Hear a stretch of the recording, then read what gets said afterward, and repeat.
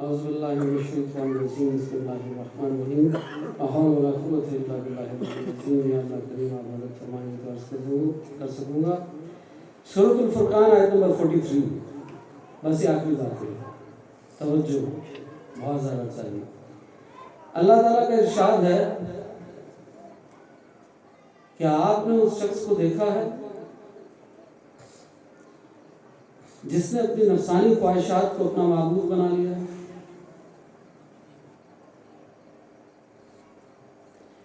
کیا آپ اس کی حمایت کر سکتے ہیں؟ سورۃ الفرقان آیت نمبر 43. حضرت ابن عباس رضی اللہ عنہما اس آیت کی تفسیر میں بیان کرتے ہیں کہ زمانہ جاہلیت میں ایک شخص بڑے عرصے تک ایک سفید پتھر کی عبادت کرتا رہا. پھر اس کو ایک اور پتھر اس سے زیادہ خوبصورت مل گیا تو وہ پہلے پتھر کو چھوڑ کر اس پتھر کی عبادت کرنے لگا. حضرت ابن عباس رضی اللہ عنہما سے دوسری تفسیر اس طرح منقول ہے کہ اس سے مراد کافر ہے جو بغیر کسی دلیل کے اور بغیر اللہ کی طرف سے کسی ہدایت کے کسی چیز کو اپنا معبود قرار دے کر اس کی پرستش کرتا ہے, عبادت کرتا ہے. اللہ تعالیٰ علم کے باوجود اس کو گمراہ کر دیتا ہے. حسن بصری نے کہا ہے اس سے مراد منافق ہے, وہ اپنی خواہش کو نصب کر دیتا ہے اور اپنی ہر خواہش کی پیروی کرتا ہے.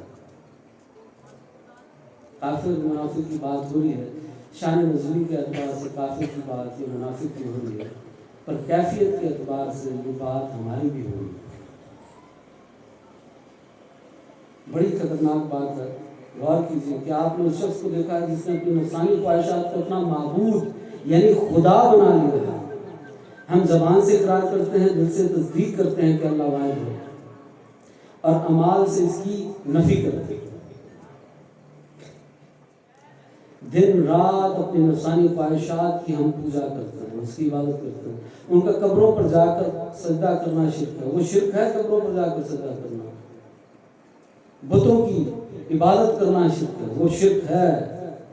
ایک شخص نے خود سے بت تراشا, خود بنایا, اور اس کی عقل اتنی ماری گئی کہ اسی کی عبادت خود کر رہا ہے, پر وہ بت اس نے کہاں رکھا ہے؟ مندر میں رکھا ہے. توجہ ہے, آخری بات ہے, وہ بت اس نے کہاں رکھا ہے؟ مندر میں رکھا ہے. مندر میں جا کے وہ اس کی عبادت کرتا ہے. وہ کافر مندر میں اس بت کی عبادت کرتا ہے, اور ہم مسلمان ہو کر اپنے دل میں نفسانی خواہشات کے بت پال رکھتے ہیں. ہمیں کسی مندر جانے کی ضرورت نہیں, ہم چلتے پھرتے مندر بن چکے ہیں. ہمارے دل بت خانے ہیں, صنم کداں ہیں, اس میں نفسانی خواہشات کے بت ہیں. کوئی زنا کے نام کا بت ہے, کوئی شراب کا, کوئی سود کا, کوئی جوئے کا, کوئی غیبت کا, کوئی چغلی کا. یہ سب نفسانی خواہشات کے بت ہیں.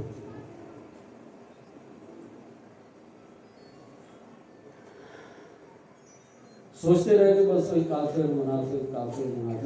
ہم تو بڑے پکے وحدانیت کو ماننے والے, اقرار کرنے والے. جھوٹ. فرعون کیا کہتا تھا؟ فرعون کہتا تھا یہ میرے بندے ہیں. یہ قرآن میں ہے. فرعون کہتا تھا یہ میرے بندے ہیں, میری اطاعت کرتے ہیں. بندہ تو اللہ کا ہوتا ہے, بندہ اللہ کا ہے نا. فرعون کیا کہتا ہے یہ میرے بندے ہیں. کیوں؟ اس نے یہ نتیجہ کیوں نکالا؟ اس نے کہا کیونکہ یہ میری اطاعت کرتے ہیں, میرا حکم مانتے ہیں. تو اس دلیل سے ہم کیا ہوئے؟ ہم نفس کے بندے ہوئے, کیونکہ ہم نفس کی اطاعت کر رہے ہیں, نفسانی خواہشات کی اطاعت کر رہے ہیں. ہم اللہ کے بندے ہیں یا نفس کے؟ ہمیں اللہ نے اپنا بندہ بنا کر بھیجا, اور دنیا میں آ کے ہم نے اپنی نفسانی خواہشات کی پوجا اور عبادت شروع کر دی. دن رات ایک ہی ڈرامہ لگا رکھا ہے, گمراہی, غفلت کا. بس کمانا ہے. بھائی ہر کسی نے اپنی مرضی کی حدیث اور آیت یاد کر لی. حلال رزق کمانا عبادت ہے, بالکل عبادت ہے حلال رزق کمانا. پر جب اذان کا وقت ہو جائے اور نماز نہ پڑھی جائے اور لوگ دکانوں پر اپنی دکانداری کر رہے ہو تو یہ عبادت نہیں رہے گی. یہ حلال رزق کمانا بھی نفسانی خواہش بن جائے گا. اگر میں یہ نیت کروں کہ لوگوں کو میری تقریر اچھی لگے، میری تفسیر اچھی لگے، تو میری یہ تقریر اور یہ تفسیر اور یہ حدیث پڑھانا بھی نفسانی خواہش بن جائے گا، کیونکہ میں اللہ کی رضا کی خاطر بھی نہیں کر رہا۔ نفسانی خواہش کہتے کسے ہیں؟ ہر وہ چیز نفسانی خواہش میں داخل ہے جو اللہ کی یاد سے غافل کر دے۔ ماں باپ کا خیال رکھنا چاہیے، بیوی بچوں کا خیال رکھنا چاہیے، اپنی جابس پر جانا چاہیے، اپنے کاروبار کو کرنا چاہیے، بالکل درست ہیں، پر اگر یہ ساری چیزیں درست اور حلال اور جائز چیزیں اللہ کی یاد سے آپ کو غافل کرنی ہے تو یہ بھی نفسانی خواہش ہے، کیونکہ اس کی ڈیفینیشن یہ ہے کہ ہر وہ چیز جو اللہ کی یاد سے غافل کر دے وہ نفسانی چیز ہے۔ ہم جائز چیزیں تو چھوڑنا بہت دور کی بات، ہم تو ناجائز نہیں چھوڑ رہے، ہم تو حرام نہیں چھوڑ رہے، ہم تو یہ کہہ رہے ہیں کہ سود کے بغیر گزارا نہیں ہے۔ اللہ نہیں جانتا تھا کہ سود کے بغیر گزارا نہیں چل سکتا؟ آپ کا علم زیادہ ہے یا اللہ کا؟ ہمارا زیادہ ہے یا اللہ کا؟ اللہ کو نہیں پتا تھا، تا قیامت تک دیکھ کر نہیں فرمایا تھا اس نے، تا قیامت تک کے حالات اور واقعات دیکھ کر فرمایا تھا کہ سود کے بغیر بھی گزارا چل سکتا ہے، تبھی فرمایا تھا کہ سود حرام ہے۔ اللہ کبھی وہ حکم نہیں دیتا جس پر انسان مجبور ہو جائے، بے بس ہو جائے، وہ نہ کر سکے۔ اللہ ایسے احکام اور نبی پاک ایسے احکام نہیں دیتے۔ شریعت کبھی ان چیزوں کا مکلف اور پابند ہی نہیں کرتی جو انسان نہ کر سکے، جو انسان کر سکتا ہے انہی کا حکم دیتی ہے۔ یہ کیسے کہتے ہیں سود کے بغیر گزارا نہیں چلتا؟ جس دکاندار سے پوچھو وہ کہتے ہیں جھوٹ کے بغیر گزارا نہیں چلتا۔ میرا 39 سال سے جب گزارا چل رہا ہے تو باقیوں کا کیسے نہیں چلتا؟ نبی پاک صلی اللہ علیہ وسلم جب تجارت کرنے جاتے تھے شام بھی جاتے تھے نا، تو یہودیوں اور عیسائیوں سے بھی پالا پڑتا تھا، تب بھی حضور صلی اللہ علیہ وسلم مارے تھے۔ حضرت ابوبکر صدیق بھی تو تجارت کرتے تھے، صحابہ بھی تو کرتے تھے، اہل بیت بھی تو کرتے تھے، جھوٹ بولتے تھے۔ یہ سب دھوکہ ہے نفس کا، یہ وہ نفسانی خواہش ہے جس کو ہم نے، میں اپنے آپ کو شامل کروں، جس کو ہم نے بت بنا رکھا ہے اور اس کو ہم سجدہ کر رہے ہیں، اور یہ وہ خفی شرک ہے جو کسی کو پتا نہیں۔ علماء کرام کو پتا ہے، قرآن میں یہ آیت ہے، آج کی تھوڑی ہے، 1400 سال پرانی ہے، قرآن تو نبی پاک پر نازل ہوا نا، پر کوئی توجہ ہی نہیں کر رہا کہ یہ خفی شرک ہے، یہ خفیہ شرک ہے جو ہم کر رہے ہیں۔ ان بتوں کو توڑ دے، تیرا دل تو ہے سلام آشنا، تجھے کیا ملے گا نماز میں؟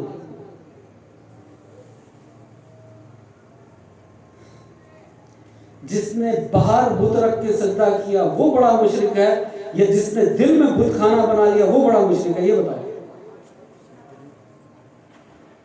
اس لیے اپنی نفسانی خواہشات کو پکڑو۔ اگر نفس کو قابو نہیں کیا تو یہ منہ زور گھوڑا ہے، یہ وہ بے لگام گھوڑا بن جائے گا اور منہ زور گھوڑا بن جائے گا جو سوار کو اٹھا کر بھاگ جائے گا جہاں چاہے گا۔ نفس کیسے کمزور ہوتا ہے؟ کم کھانے سے۔ جب ہم کم کھاتے ہیں نا تو ہماری شہوت کم ہوتی ہے، جب ہم کم کھاتے ہیں تو شہوت کم ہو جاتی ہے، اور کم کھانے سے بیماریاں بھی کم ہوتی ہیں۔ حضرت عائشہ فرماتی ہے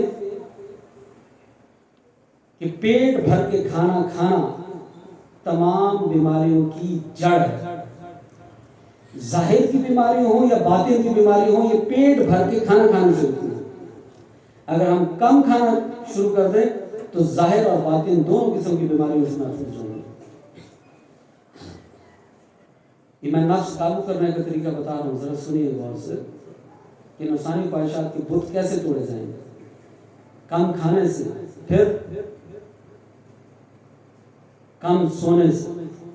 جب انسان کم سوتا ہے تو اس کے خیالات، تصورات اور سوچیں، تھاٹس پاک ہو جاتے ہیں، اس کو وسوسے کم آتے ہیں۔ اور کم بولنے سے، ہم جھوٹ کس سے بولتے ہیں؟ زبان سے۔ وعدہ خلافی، غیبت، چغلی، تہمت، یہ ساری چیزیں کہاں سے کرتے ہیں؟ زبان سے۔ جو کم بولے گا وہ ہر قسم کے فتنے سے، شر سے، فساد سے محفوظ رہے گا۔ اس لیے کم بولیں، کم سوئیں، کم کھائیں۔ نفس اگر کہے 2 گلاس پانی پینا ہے تو 1 گلاس پانی پینا، نفس کہے 2 روٹیاں کھانی ہے تو 1 کھانی۔ یہ ان کے لیے بات ہو رہی ہے جو قرب کی منازل طے کرنا چاہتے ہیں، جو اللہ اور اس کے رسول کے قریب جانا چاہتے ہیں، اور جو دنیا میں مصروف رہنا چاہتے ہیں وہ 2 کی بجائے 3 روٹیاں کھائیں، کوئی مسئلہ نہیں۔ پر اگر آپ قرب حاصل کرنا چاہتے ہیں اور اگر آپ اپنی اصلاح کرنا چاہتے ہیں تو پھر آپ کو نفس کی ہر خواہش چھوڑنی ہوگی۔ چھوڑ نہیں سکتا انسان، کم کر دیں۔ وہ کہے 10 گھنٹے سنا ہے، آپ کہیں 5 گھنٹے سنا ہے، تو کم کھائیں، کم سوئیں، کم بولیں۔ یہ طریقت کے 3 نکات تھے۔ اور اب اور کیا طریقہ ہے؟ اور یہ طریقہ ہے کہ تزکیہ نفس کریں، اپنے نفس کو گناہوں سے پاک کریں، ان اعضاء کا تزکیہ کریں۔ آنکھ کا کہ آنکھ سے گناہ نہ کریں، کان کا تزکیہ کریں کہ کان سے گناہ نہ کریں، ہاتھ کا کریں، پاؤں کا کریں، شرمگاہ کا کریں، پیٹ کا کریں۔ ان ساری چیزوں کا تزکیہ کرنا لازمی ہے۔ پھر سوچوں کو پاک رکھیں۔ برا سوچنے سے گناہ نہیں ملتا، پر برا سوچنے سے کیا ہوتا ہے؟ سوچ بری ہو جاتی ہے، اور جب سوچ بری ہو جاتی ہے تو ایکشنز، عمل برے ہو جاتے ہیں۔ تو اس لیے اپنی سوچ کو پازیٹیو رکھیں، پازیٹیو لوگوں کے ساتھ بیٹھیں، اچھی لوگوں کی صحبت میں بیٹھیں۔ صحبت کا اثر ہوتا ہے، آپ پازیٹیو لوگوں کے ساتھ بیٹھیں گے پازیٹیو انرجی ملے گی آپ کو، نیگیٹو کے ساتھ بیٹھیں گے نیگیٹو انرجی ملے گی۔ بری محفلوں سے دور رہیں، ان کے ساتھ بیٹھیں جو آخرت کی باتیں کرتے ہیں۔ حضرت امام حسن علیہ السلام کے ساتھ جب بھی کوئی بیٹھتا تو حضرت امام حسن علیہ السلام شام کو جب اپنی کچہری لگاتے تو صرف قبر کی باتیں کرتے تھے، صرف عالم برزخ کی باتیں کرتے تھے حضرت امام حسن علیہ السلام، اور کوئی بات نہیں کرتے تھے۔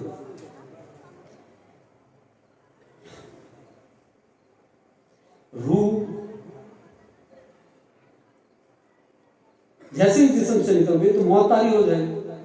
بس قاسم میں آ رہے پیچھے ہو جائے، تھوڑا طاری ہو جائے گی۔ روح جیسے ہی جسم سے باہر نکلی تو موت طاری ہو گئی۔ روح نہیں مرتی، جسم مرتا ہے۔ اور جب موت طاری ہو گئی آپ کہاں پہنچیں گے؟ ہم کہاں پہنچیں گے؟ مطلب قبر میں دفن کر دیا جائے۔ لوگ کہیں گے قبر میں ہے، قبر میں ہے، قبر میں نہیں، عالم شفٹ ہو گیا ہے، عالم چینج ہو گیا ہے، آپ برزخ میں منتقل کر دیے گئے ہیں۔ دیکھیں ہم کہاں سے آئے تھے؟ عالم ارواح سے آئے تھے۔ عالم ارواح میں ہماری صرف روح تھی، توجہ ہے؟ عالم ارواح وہ عالم ہے، وہ یونیورس ہے جہاں پہ ہماری صرف روح تھی، جسم نہیں تھا۔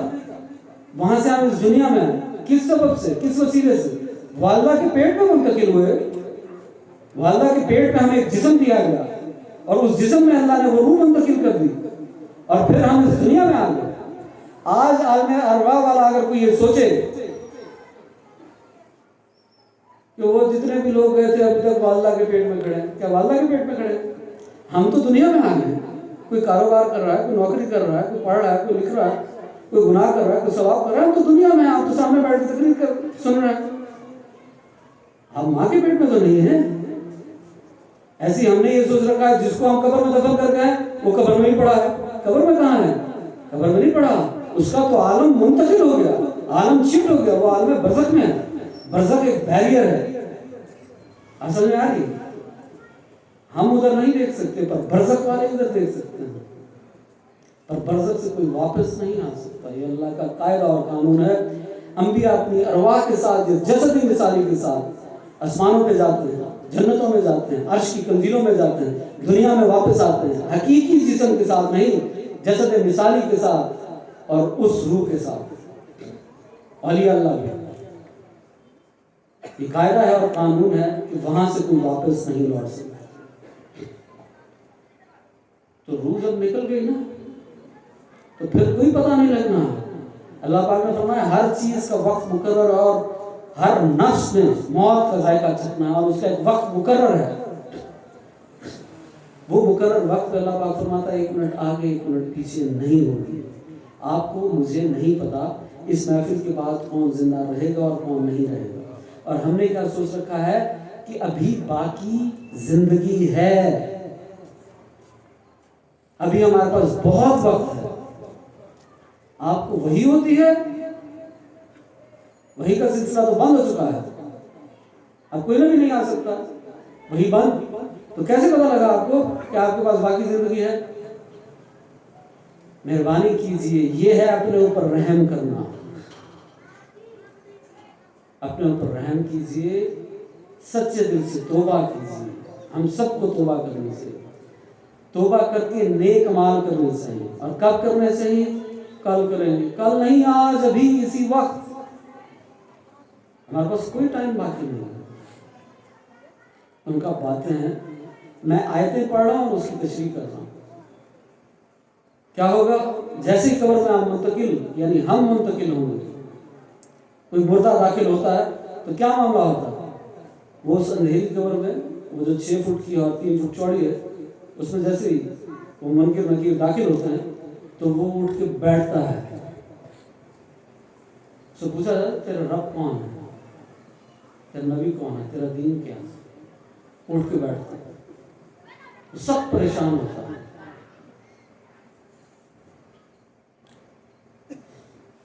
اب کیا کہتا ہے؟ اللہ سے کہتا ہے کہ اللہ پاک فرما رہا ہے قرآن میں, یہ مردوں کی بات نقل کر رہا ہے کہ مردے یہ کہیں گے. اللہ یہ قرآن میں فیوچر کی بات بتا رہا ہے. اللہ پاک فرما رہا ہے جو مر جاتے ہیں وہ پھر کیا کہتے ہیں مجھے؟ وہ کہتے ہیں یا اللہ ہمیں واپس جانے کا ایک اور موقع دے. وہ حسرت میں وہ چیختے ہیں, وہ دھاڑتے ہیں کہ ہمیں اس تنگ اندھیری قبر سے نجات عطا فرما, ہمیں واپس جانے کا موقع دے, ہمیں ایک چانس دے. اللہ پاک فرماتا ہے ہرگز نہیں, یہ قاعدہ اور قانون ہے, آپ کوئی واپس نہیں جا سکتا. وہ کہتے ہیں نہیں یا اللہ, ہم گڑ گڑاتے ہیں, تو خالق ہے تو مالک ہے, ہمیں واپس جانے دے. اللہ پاک فرماتا ہے اگر میں نے تجھے جانے دیا تو پھر تو وہی عمل کر کے لوٹے گا, اس لیے تو ہرگز نہیں جا سکتا. یہ کیفیت ہے. اور وہ بیٹھے ہیں, وہ جو کافر ہیں اور منافق ہیں, دوزخ کی کھڑکیاں کھل گئی ہیں. جو گنہگار مسلمان ہیں دوزخ کی کھڑکیاں کھل گئی ہیں, اور جو نیک مسلمان ہیں جنت کے دروازے کھل گئے ہیں. وہ سو رہے ہیں. اور ایسے بھی ہیں جن کی نیکیوں اور گناہ برابر ہو گئے. وہ حسرت سے عالم برزخ کے میدان میں اس عالم میں بیٹھ کے دیکھ رہے ہیں, اور ان کے آگے کیا چل رہی ہے؟ پوری زندگی کی فلم, پوری زندگی کی یہ ویڈیو مووی, یہ جو فلم ہے نا جو ہم کرتے رہے, یہ ہر مردے کے آگے چل رہی ہے. کیوں؟ ایک عذاب اور عذاب پر عذاب. وہ حسرت اس کو سمجھ میں ہے کہ وہ کیا کر رہا ہے. ہر گناہ اس کو دکھایا جا رہا ہے اور وہ شرمندہ ہو رہا ہے, وہ کہہ رہا ہے میں نے کیا کیا, میں نے کیا کیا. اور فرشتے اس سے پوچھتے ہیں, یہ بھی آیت ہے, اور فرشتے اس سے پوچھتے ہیں کہ کتنا وقت رہ گیا ہے دنیا میں. وہ کہتے ہیں 1 دن یا اس سے آدھا, 1 یا آدھا. اور حدیث شریف میں آتا ہے کہ اتنا وقت ہے جیسے نماز کی اقامت پڑھی جائے اور پھر جماعت شروع ہو جائے. کوئی وقت نہیں ہے, اقامت کے بعد فوراً جماعت شروع ہو. اور پھر حدیث شریف میں ہے کہ فجر کے 2 رکعات فرض پڑھنے میں جتنا وقت لگتا ہے اتنی زندگی ہے. اللہ قرآن میں فرما رہا ہے یہ دنیا دھوکے کا سامان ہے, یعنی دھوکہ ہے, فریب ہے, اور اس فریب میں ہم پھنس چکے ہیں. عالم ارواح کی روحیں وہاں سے دیکھ کے کیا کہہ رہی ہیں؟ تم تو یہاں سے وعدہ کر کے گئے تھے کہ اللہ واحد ہے, اور تم جا کے اس کا کام کرو گے, اور تم پھنس گئے ہو. اور عالم برزخ والے کیا کہتے ہیں؟ وہ کہتے ہیں عالم ارواح والوں کو کہ تم ابھی آؤ گے, تمہیں بھی دیکھ لیں گے. کیونکہ یہ اتنا بڑا دھوکے کا سامان ہے, اتنا بڑا دجل اور فریب ہے کہ ہر روح, ہر انسان یہاں کی پھنس جاتا ہے. وہ سمجھتا ہے یہ حقیقت اور ریالٹی ہے. نبی پاک صلی اللہ علیہ وسلم فرما رہے ہیں جب تم مر جاؤ گے تو پردہ کھل جائے گا, جب تم مر جاؤ گے تو بیدار ہو جاؤ گے. یعنی ابھی ہم سو رہے ہیں, جب مر جائیں گے, جیسے ہم سو رہے ہوتے ہیں نا خواب میں, سو رہے ہیں, خواب دیکھ رہے ہیں, بڑا بھیانک خواب تھا, ڈر کے اٹھ کے پسینہ آیا ہوا تھا, صاف کیا بس خواب تھا نہیں. یہ خواب تو ہے پر ایسا نہیں، اس خواب پر جزا بھی ہے اور سزا بھی ہے۔ کیا ہوگا؟ حضور نے فرمایا ابھی تم سو رہے ہو، جب مر جاؤ گے تو بیدار ہو جاؤ گے۔ بیدار کیسے؟ جاگ جاؤ گے، پتہ لگ جائے گا کہ اللہ بھی ہے، نبی بھی ہے، جنت بھی ہے، دوزخ بھی ہے، عذاب بھی ہے۔ یہ موقع نہیں ملے گا۔ اللہ نے کیوں بتائی یہ فیوچر کی بات؟ اللہ نے کہا کہ کوئی عالم، کوئی علماء حق، کوئی ولی زمین میں میری اس آیت کو پڑھ کر بیان کر دے کہ یہ موقع جو تم نے وہاں آ کے مانگنا ہے کہ دوبارہ جانے دو، یہ موقع حضور کے ذریعے تم زمین پر ہی سن لو، کہ تمہیں دوبارہ موقع نہیں ملے گا، کوئی چانس نہیں واپس آنے کا۔ اللہ پاک فرماتا ہے کہ 3 قسم کے لوگ ہیں، یہ بھی قرآن میں فرماتا ہے۔ ایک جو دوزخ کے خوف سے عبادت کرتے ہیں، فرمایا ٹھیک ہے دوزخ کے خوف سے عبادت کرتے ہیں، چلو عبادت تو کرتے ہیں ٹھیک ہے۔ ایک جنت کی لالچ میں عبادت کرتے ہیں، فرمایا ٹھیک ہے چلو عبادت تو کرتے ہیں، جنت کی لالچ نہیں سے۔ فرمایا اور ایک لوگ وہ ہیں جو سب سے افضل ترین ہیں، جو خالص میری رضا کی خاطر عبادت کرتے ہیں، جو خالص مجھ سے محبت کرتے ہوئے عبادت کرتے ہیں۔ آپ سے ایک سوال کرتا ہوں، آپ کا ایک دوست ہے، وہ آپ کے پاس صرف اس لیے آتا ہے کہ آپ کے پاس ایسیسریز ہیں، آپ کے پاس بہت سہولیات ہیں، آپ کے گھر میں ٹی وی ہے، فریج ہے، گاڑیاں ہیں، آپ اس کو کھانا دیتے ہیں، باہر لے کے جاتے ہیں، سر وہ صرف اس لیے آتا ہے کہ آپ کی سہولتوں کو، آپ کی ایسیسریز کو انجوائے کرے۔ اور ایک اور دوست ہے آپ کا، وہ آپ کے پاس صرف اس لیے آتا ہے کہ وہ آپ سے محبت کرتا ہے، وہ آپ کے پاس آپ کے موبائل کی وجہ سے نہیں آتا، آپ کے ڈش، آپ کے ٹی وی کی وجہ سے نہیں آتا، وہ آپ کے گھر، بنگلے، گاڑی کی وجہ سے نہیں، آپ کے لیے آتا ہے۔ آپ بتائیں آپ کس سے زیادہ محبت کریں گے؟ جو آپ کے لیے آتا ہے۔ اللہ پاک فرما رہے ہیں وہ ایسے مخلص لوگ ہیں جو خالص میری رضا کی خاطر عبادت کرتے ہیں، میں ان کا ہوں اور وہ میرے ہیں۔ پر اس میں ایک غور کی بات ہے، وہ کیا کہ ہم ان تینوں قسموں میں نہیں ہیں۔ غور کی بات یہ دیکھیں، ہم دوزخ کے خوف سے بھی عبادت نہیں کر رہے، جنت کی لالچ میں بھی نہیں کر رہے، اور اللہ کی رضا کے لیے بھی نہیں کر رہے، کیونکہ ہم سرے سے عبادت ہی نہیں کر رہے۔ تو ہم تو ان تینوں قسموں میں نہیں۔ پھر اور قسمیں تلاش کرتے ہیں، اور 2 قسمیں ہیں کہ منافقین اور کفار ہمیشہ دوزخ میں رہیں گے، ہم اس میں بھی نہیں ہیں، کیونکہ ہم زبان سے اور دل سے اقرار کر چکے ہیں، تصدیق کر چکے ہیں کہ ہم مسلمان ہیں۔ چلو پھر اور ایک قسم تلاش کرتے ہیں، یہ وہ قسم ہے جو گنہگار دوست کی ہے، جو لمبا عرصہ دوزخ کی سزا پانے کے بعد جنت میں داخل ہوئے۔ مجھے لگتا ہے کہ ہم اس قسم میں فٹ ان آتے ہیں، ہم باقی کسی قسم میں نہیں، کیونکہ ہم نے سب ترک کر دیا سوائے غفلت۔ آپ کو کیا چیز چاہیے؟ خالص۔ اپنے لیے تو ہر چیز خالص تلاش کرتا ہے نا، خالص دودھ چاہیے، خالص کپڑا، اچھا کپڑا چاہیے، اچھا موبائل چاہیے، اچھی برانڈ، اچھی کمپنی کا، اچھی گاڑی چاہیے، ہر چیز خالص چاہیے نا آپ کو۔ تو اللہ کے لیے خالص ہو کر کب عبادت کرے گا؟ خوف کے 1000 سجدے ہو اور شوق کا ایک سجدہ ہو، خوف کے 1000 سجدوں پر بھاری ہے۔ پر افسوس تو یہ ہے کہ یہاں خوف کے سجدوں والا کوئی موجود ہوتا تو ان کو سمجھایا جاتا کہ شوق کے سجدوں کی کیا اہمیت ہے۔ ہم تو خوف کے سجدے بھی نہیں کرتے، تو شوق کے تو بہت دور کی بات۔ اس سے بڑا بے وقوف شخص کوئی نہیں ہے جو اپنے آپ سے جھوٹ بول رہا ہے، جو اپنی غلطی نہیں تسلیم کرتا، وہ اس کی کبھی اصلاح نہیں ہو سکتی، کیونکہ اصلاح تب شروع ہوتی ہے جب انسان مان جائے جب میں غلط ہوں۔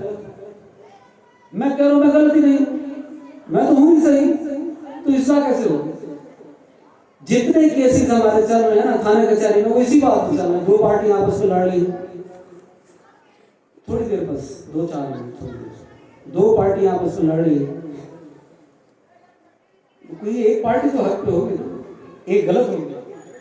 सारे केसेस इसलिए चल रहे हैं, कोई जमीन का चल रहा है, कोई पैसों का चल रहा है, कोई एक तो पार्टी हक पे होगी और दूसरी गलत होगी।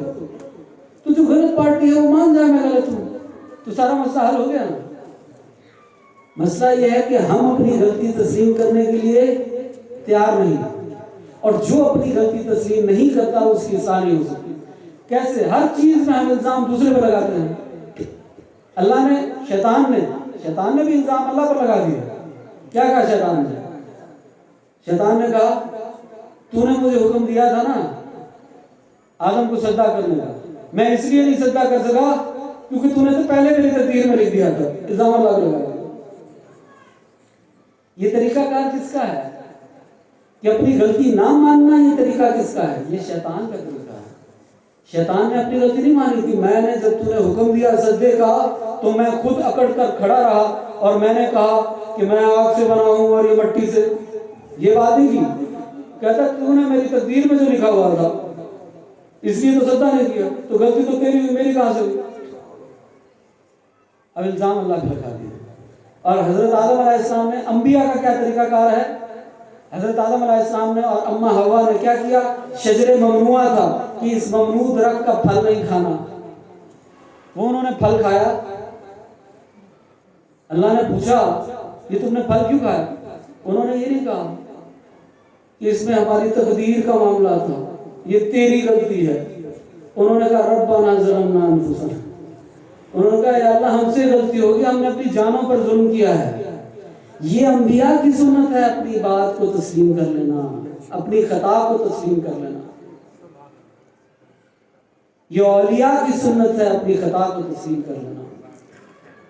हजरत अली फरमाते हैं आधा इल्म ये है कि तू ये मान जाए कि तू जाहिल है। हमारी सबसे दूसरी बड़ी प्रॉब्लम, एक तो हम गलती नहीं मानते और दूसरी बड़ी प्रॉब्लम कि हम 2-4 किताबें पढ़ के अपने आप को आलिम समझ लेते हैं।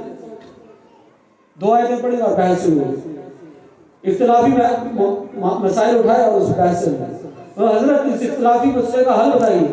और जिन बात पे इज्मा है, जो बातें कुरान और हदीस से साबित है, उस पे तो पहले अमल कर।